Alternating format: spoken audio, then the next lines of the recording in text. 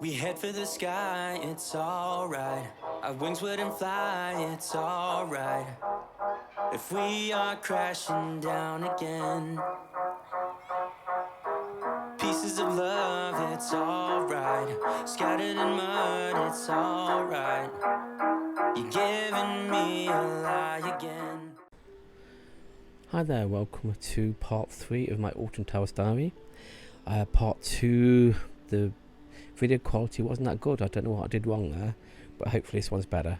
I've got my fan in the background, but hopefully this won't pick it up because it's a directional microphone. So yeah, so this season it's going to be talking about the new games we had that season and meeting Keith Duffy and that experience. That was quite fun. Welcome back everyone, my name's Darren Keenan, or if you're new here, welcome. This is my Alton Towers diary series where I made a diary day to day working at Alton Towers from 2003 to 2007, and this is just me looking back and just picking points out just for my memory's sake and just for anyone who I work with can watch this and share the memories kind of thing. So okay, so Baby Yoda's there, isn't it? Nice and colourful in the background as always. Okay, so where should we start? Well, again, every year you're there, you do have to go through training days. So whatever area you're in, you'll meet up in a certain building and then spend a couple of days working together as in teams and just trying to, see if you can actually work together properly and function as a team, as I just said, and as I just repeated, as I always repeat myself. So yeah, so where else do I start? Well, I've talked about training before, so I'm not going to bother. I've got all the information on my mobile phone. But UGLAND again, I was always in UGLAND all the years I was there. But at the beginning of every diary, I always put I'm in UGLAND again. One of them things, I suppose. So what other games, new games, were the football game. It was actually called penalty shoot, where you've got a board at the board with some holes in it. Each hole represents different points and it's like a netting around it. It was also the year 2004 of the Euros, so I'll get into that in a bit. It was quite interesting. So yeah, so the penalty shoot was good. That was the only one that people were stealing prizes from. That's the only problem. At the end of the days, we had a lot of people coming in park stealing the prizes off the games because they were kept up on the nets, and we caught a few people that year trying it, but we just scared them off, kind of thing, you know. And we had a new boss, Sean, a young chappy, but it was good. It was a really good boss. Before I started that, every year you had to go and get a uniform, which was like preset, trousers and tops and stuff, all tower stuff, and you had an ID card as well you had to get made, where you had a photo of you and you had barcodes. You can just, when you got there in the mornings, you scanned it in the machine and stuff. So this year the games I was mainly on were King 6, which was like the bungee jump. And also I had an inflatable Bunjee Run as well, which was an experience which I loved quite a lot. So I'm just trying to sort this out. Should have done this before I started videoing. So yeah, so the Bunjee Run was exciting. That's where my microphone skills were really excelled. It was like it's a knockout kind of thing, you know. So you got 2 rows and you had Velcro bean bags and you were bun tied to that, and you had to run as far as you can, and then place the bean bag as far as you can on the lane, and then the bungee rope pulls you back. And it was just amazing game, amazing. I mean, commentate on it was just fantastic, totally fantastic. And of course it was next to the King 6 as well, so that's made it better because you'll get more people coming to the games, because as you walked into where by Hex is, it was right in front of you, and of course on the microphone people were drawn to the Bunjee Run, King 6, so it was getting a lot of customers. And it's good for like the young lads who were just wanted to play just competition with each other. It was just amazing, one of the best games. Stepping back into the world in UGLAND was good. It wasn't so challenging because I knew what to expect. I knew what was going to happen. I knew what the year was going to bring. You know, I knew when it was going to be busy, when it was quiet, and the Halloween and fireworks. So I knew what was coming. So it was this year I felt more at ease, which was good. Day 27 of that year was a day I wrote down here that changed my life, because it was Dino Derby. I actually got to go on it, and that did change my life at Alton Towers forever, because I thought the Bunjee one was good, but when you got into Dino Derby, the atmosphere, the motivation, the people playing it were just, it was the most fun thing you could actually do. I explained it before. It was one where the dinosaurs went across the top part. You got 6 or 7 dinosaurs or something like that, and then you got people at the bottom rolling balls into those, and the holes represented how far the dinosaur moves. Then the problem is it broke down quite a lot, so that was good, because I had the basketball in front of me, I had the rock shot and saber-tooth shy in front of me, and when I was talking to the public walking past, I was communicating with the other teams, members in the other games, and it was having a laugh, banter and stuff. It was just, that's where I learnt my microphone skills. But I'll get more into that in episode 5 of this series. And day 72, I know I'm skipping because this is the most important days, is a day where Keith Duffy come on park. I was on the lava lump, and I had to double take thinking, now is that who I think it is? But you could always tell because there was lots of girls following him, following where he was going. And he came onto the lava lump, and kids didn't have the right shoes, because you have to either wear the right shoes to get on the lava lump. So his kid couldn't get on it, but he went up. And he come down, and then I was chatting to him for a while, and he was decent, But then he was moaning that all these people would just follow him everywhere. But when you're famous, what do you expect? What do you expect when you're famous? So then later I heard that they had to hide him in one of the ride operating rooms because there's too many people after him. So chasing after him. But that was only one of many famous people. But he was sound. It was great. It was great to chat to. So that was my experience with Keith Duffy. Day 81, July the 15th, 2004. 20,000 people on park. Yeah, I mean that was the start of summer holidays. Normally before summer holidays start, we have a week where you got the Scottish who have the holidays early. Ireland, I think, did.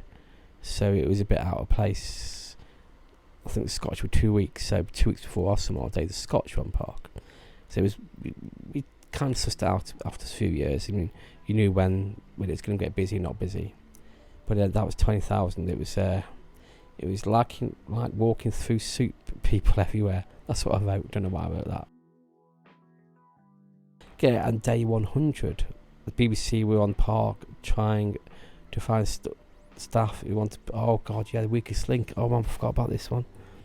I took the interview to go on the weakest link. I didn't get on it there, but the interview was quite. I'll talk about this. The interview was quite strange. I wasn't expecting it, but I thought, yeah, okay, go for it. What's the worst that could happen? So I sat in the office. They had the camera pointed at me, the BBC did, and they asked me questions like, what would you do if she said something bad about Alton Towers? What would you do if, how would you, answer back? Questions like that, because she used to throw insults at people just for the fun of it. And you just have to get the right answers, and that's what I'm looking for, but I just wasn't picked. A few people I know were picked, but the interview was quite an experience. Day 102, 27th of August 2004. Oh yeah, the Sun newspaper, right? I don't want to get striked for this one or cancelled for this one, but the Sun did every year they did a nudist Nemesis ride after hours. So when the park closed, these nudists went on there stripped naked and on the ride and stuff, and we could go and watch after work if we wanted to. But through the day, it was like these people were on park clothed and everything. And I remember these 2 women coming up to me, really nice, really attractive, on Dino Derby. Chat to them, they told me they were the nudists. I'm thinking, blooming heck, wow. Later when I see these naked, it's like, whoa. So I did later, it's like, oh my God, it's like, wow. But the amount of staff that wanted to go down to watch the Nemesis, it was unbelievable. The ITV with filming, of course, with filming there, but of course I couldn't show that kind of stuff. But yeah. So that was the first of many years of that. And yeah, I wrote down here I was on Lava Lump, King 6 and Dino Derby a lot of this year, which was good. Then day 113, September the 17th, this PlayStation experience. I mean, these kind of things, I forgot about these things. That's why I'm glad I kept the diary. I think they came 2 years. They had a tent up, they had all the latest games that weren't released yet and that kind of thing. This is 2004, so this is going back a bit. And they had like events going on. But I remember me and my manager going down, we were playing a lot of games. It was great, it was fun. It was, yeah, that was good. That was really good. Yeah, I think 2 years I came for. Oh yeah, it was a year when they started building Rita Queen of Speed towards the end of the year, September time. So I remember they closed off UGLAND, and I remember they used balloons to show the height, because the Alton Towers, you can't build above the tree line. So the balloons went up and they could see if the balloons weren't above the trees, they knew that they were at the right level. So, but yeah, but I managed to stay in UGLAND. It was quite interesting. Well, it's because some of the games you could still use, you could still go to some of the games were still in the other area where like the King 6 was still operating and stuff like that, so I was on that mainly, and the football game, and that was it really. But yeah, but they kept me up there as much as they could. And also, this is another one I forgot. I keep forgetting. This 2004 was the year that everything happened, and I completely forgot about it. This was the year that T4 came on park as well, September 23rd. They put the stand up by Hex, and they had loads there. They had like the 411 at the time, gold looking chain, cold chamber, amen we call it, and loads of other people there, loads. And when I went from a bake in the green room, which is behind Cred Street, it was meeting. They were all in there. They were all outside there, and I was chatting away. It's like, this is the 411. At the time, the 411 were like, these women were nice, really nice, and they never heard of him after that. That was the only problem. But I know that Eamon was not a nice chap. He kept pushing people around and stuff. But God looking chain, fantastic. It was brilliant. But I remember T4. I remember going, because that was that evening, and I said to him, "Oh, can I watch?" And he goes, and the words were, this is where it gets funny. The words were, "We only want good looking people on the video." So I'm thinking, oh, it's typical, isn't it? I wasn't good looking enough to be on T4, I think I was about 34 then. 35 then I was. Blooming heck. Jeez. And again, the fireworks were just amazing. It was fantastic. Yeah, couldn't have felt that year. It was great. And I had to work, of course, in Beverly England a few times, and as in last year, the 2003 season. But yeah. So yeah, the memories of that year are, well, I completely forgot about the concert.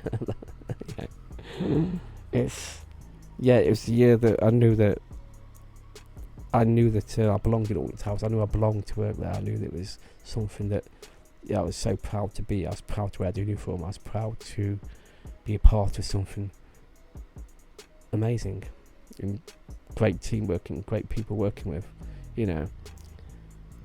Every year was great, but it was just, that was the year that everything really happened.